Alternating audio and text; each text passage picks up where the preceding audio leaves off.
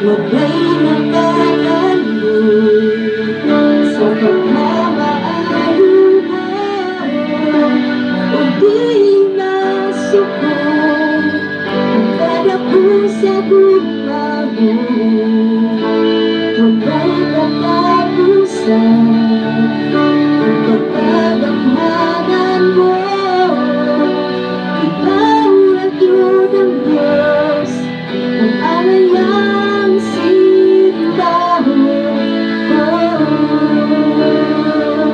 Huwag magkatapusan, magpapasalamat, ikaw alagaan.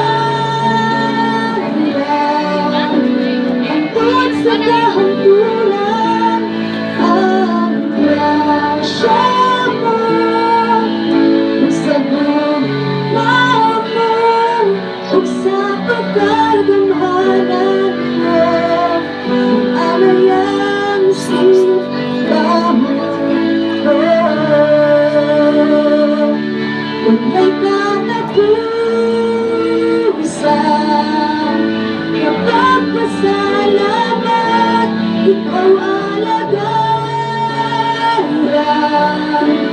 Hangtod sa kahungkulan, ang grasya mo, magsabog